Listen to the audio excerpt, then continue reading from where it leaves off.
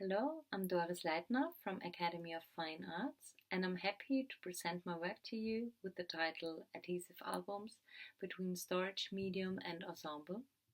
Study on the function and significance of adhesive albums from the perspective of conservation research. In my research, I analyzed adhesive albums in terms of their forms of appearance and states of preservation. I wanted to work out which information can be gained about this object group through the perspective and expertise of conservation research. This leads me to the objective of this work. By examining adhesive albums, I wanted to find out what function they once had and how they were used. Furthermore, I wanted to work out what significance and values are and were attributed to adhesive albums. Different values are often weighed up against each other in the course of conservation work. In the case of adhesive albums, these are primarily use value, art value, and historical value.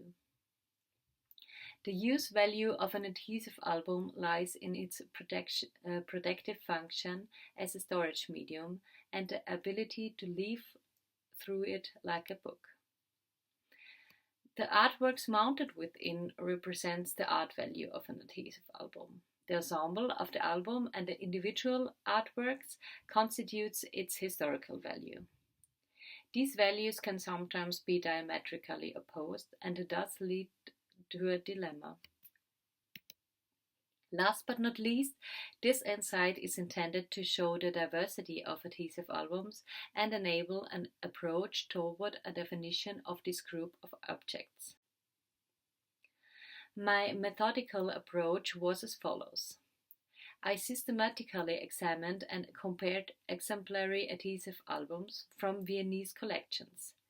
The specimens come from Kupferstichkabinett at the Academy of Fine Arts, the Albertina Museum Vienna, and the University Library of the Academy of Fine Arts Vienna.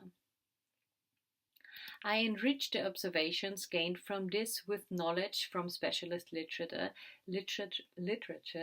and thus put them into context. Here I'd like to briefly present an overview of the most important literature sources I used for this work, including technical books, but also case studies from the field of conservation. Discussion and reports from colleagues have supplemented the insights I gained from my own research and the literature.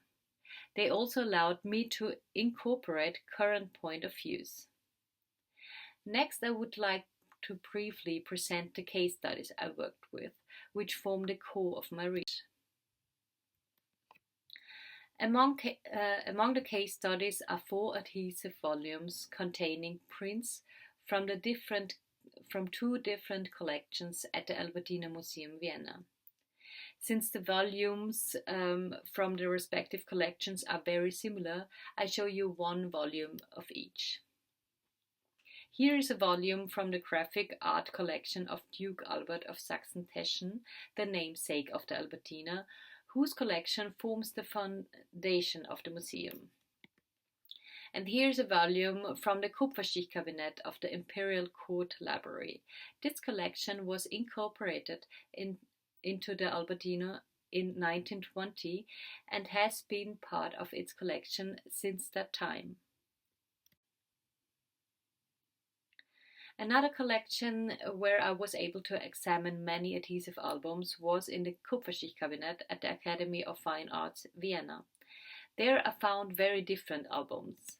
One album with Baroque hand drawings with various artists, one with ink drawings by Peter Johann Nepomuk Geiger, one album with hand-colored prints by Franz Jäger the Younger, one adhesive album with prints and drawings by Josef Anton Koch and Johann Michael Witt, an herbarium by Thomas Ender, which contains dried blend parts and as well as prints and drawings, and one adhesive album with sketches by Ludwig Schaller. I also found an adhesive album in the University Library of the Academy of Fine Arts, Vienna. This is an hand atlas with anatomical drawings by Hermann Vinzenz Heller. Here I show you again the albums from the front side in comparison. As you can see, the variety in design and craftsmanship is very wide.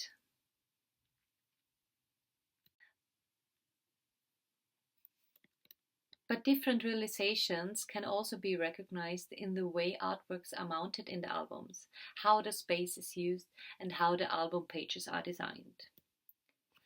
Before I go into more detail about this diversity in the design methods, I want to briefly return to the aim and question of this work and how I intend to answer it.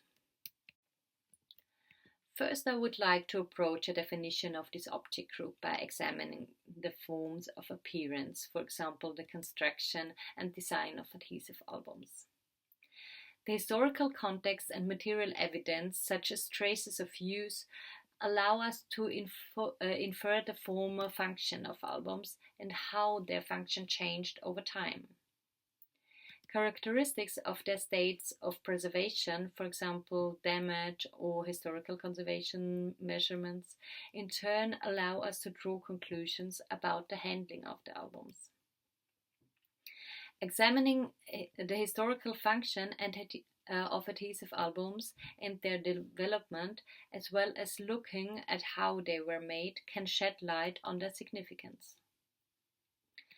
By including current discourses on the values attributed to albums, their current significance also becomes apparent. Next, I would like to go into the respective fields of investigations. There are different terms used for this group of objects. These three terms, adhesive volumes or just volume, adhesive album or just album, and scrapbook, are the most commonly used. The term adhesive volume is used when the affiliation of an adhesive album to a series of albums is to be named. The term album or adhesive album is used more generally to refer to all bound formats with a cover that contains drawings and or prints. It is important that the artworks are mounted on the album pages and not bound into the book block. Scrapbooks are bound book-like structures that contain various materials, primarily reproduced prints such as newspaper clippings, trading cards, photos, postcards, letters, and so on, but also artworks. In this work, I primarily use the term adhesive album or just album, as this term most closely approximates the wide range of forms that I wish to include in my definition. However, I have limited the mounted materials by focusing on prints and hand drawings in albums. So the name already gives us an initial idea of the context in which the object is embedded or what function it has. In the following, I will show you examples of the visual characteristics I was able to identify through observations trained in material technology and what they reveal about the function and significance of adhesive albums. The herbarium by Thomas Ender shows that the boundaries of a definition are not always clear. Not only are drawings and prints mounted here, but also dried and pressed plant parts, which give the herbarium its name. An herbarium can actually be considered as a category of its own. Nevertheless, I include this object in my definition of an adhesive album because, on the one hand, it fulfills the main characteristics of an adhesive album, a bound book-like structure with a cover in which artworks are mounted, and on the other hand, to attach as much importance to the drawn and printed works in this album as to the dried plant parts. Differences could be found not only in the type of mounted materials, but also in the way the album pages were designed with them. A close examination of the albums provide further clues as to whether artworks were conceived as a collection, whether individual prints or drawings were combined and bound for space or other pragmatic reasons, or whether books with writing were reused and repurposed as albums. For example, the volumes of the Albertina show a systematic arrangement organized by schools, in which prints are mounted on the right-hand side of each folio. In contrast, the design of the album pages in Album Posch's album is completely different, in which every bit of space in the album is being used. Some of the hand drawings are cut along the figures, and the free areas of the album pages are painted over in wash it. It has kind of an artistic effect. Furthermore, you can clearly recognize a reuse of a book here. There are also examples that fall somewhere in between of these two examples, such as Ludwig Schaller's Adhesive album. The apparent preservation of its sketchbook character through the type of design suggests a documentary archival claim. Further indications of the function of adhesive albums are provided by the binding technique. I was able to observe different binding techniques in the case studies, which show whether the albums were intended for use as albums when they were made or not. A striking feature of this, for example, is the presence of compensating layers. Compensating layers are made of paper or cardboard and are inserted between the pages of the album. They are intended to compensate the increase in thickness caused by the mounted artworks. Adhesive albums containing compensating layers have therefore been designed with this in mind. The mounting of artworks was taken into account in the design of the album. I also observed a great diversity in the technique in which artworks are mounted. Prints and drawings glued flat to the album pages appeared to be intended for long-term storage in this format. In the case of artworks glued with small dabs of adhesive in the corners, one might assume that their removal or remounting was considered, and therefore only a few adhesive points were used. A remarkable mounting method is again found in the volumes of the Albertina. Most of the prints are glued with small dabs or lines of adhesive along the top and the left edges of the sheets. This allows the print to be lifted at the bottom right corner in order to view the reverse, although the illustrations are only on the front side. It seems that the research interest was not only in the illustrations themselves, but also in the entire graphic sheets and all the information they contain. Now I've shown through a few examples how construction and design features of adhesive albums can provide clues to their possible function. I would like to continue with a short historical contextualization. The origin of adhesive album is closely linked to the history of early modern books. Ever since artworks have been collected, they have been also kept in books, which in turn were stored on bookshelves. Before the development of photography in the 19th century, hand drawings and prints were the only means of visual documentation, and therefore, like written books, were important tools of imparting knowledge. Traces of use in adhesive albums and on the artworks allow conclusions to be drawn about how they were used. For many of the case studies examined for this thesis, the proximity to books is also evident from typical signs of use. Worn edges of the covers and album pages, soiled and pumped edges of the book block, or fingerprints can be traced back to leaving through the album.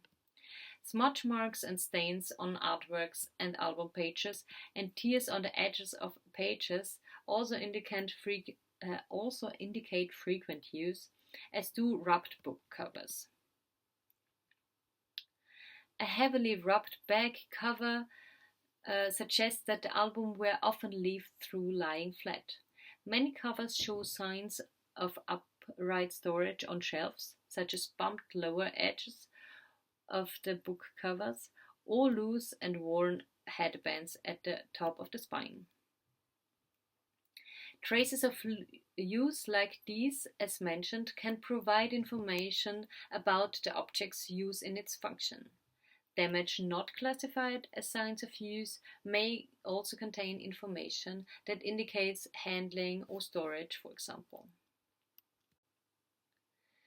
It's not always possible to draw a clear line between the two terms, damage and trace of use. In the case of adhesive albums, damage can also show the disadvantages of mounting artworks in album.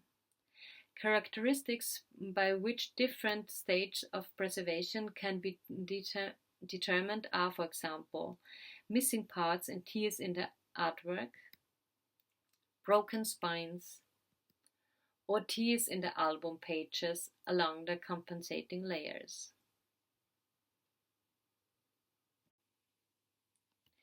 Historical conservation measures provide further information about how the respective adhesive albums were handled. Such are, for example, the lining of tears in album pages, or the filling of broken out corners of artworks. Traces of former mounts also provide information of the handling of albums. All these observations can be interpreted in relation to a varying significance of adhesive albums as a storage medium or an ensemble. Every decision-making process regarding conservation measures on adhesive albums requires an individual differentiated assessment of their values. The weighing up these values leads to different measures and corresponding ways of handling, depending on the emphasis. In the past, artworks were sometimes removed from albums to make individual sheets more accessible. This gained them more attention and interest. However, this shifted the appreciation from the album as an ensemble to the individual graphics. Information and historical evidence of the whole were lost as a result. In recent decades, there have been increasing efforts to preserve the historical value of adhesive albums by preserving traces of manufacture and use, but also preserving adhesive albums as an ensemble. In this work, I presented an overview of the diversity of albums and the ways they have been handled through observations of exemplary adhesive albums. These observations, trained in material technology, allow us to recognize commonalities within this diversity, establish connections, and thus create a comprehensive understanding of adhesive albums. This also makes it possible to define this group of objects. I now have come to the end of my presentation and thank you for your attention. If you have any questions, please feel free to contact me.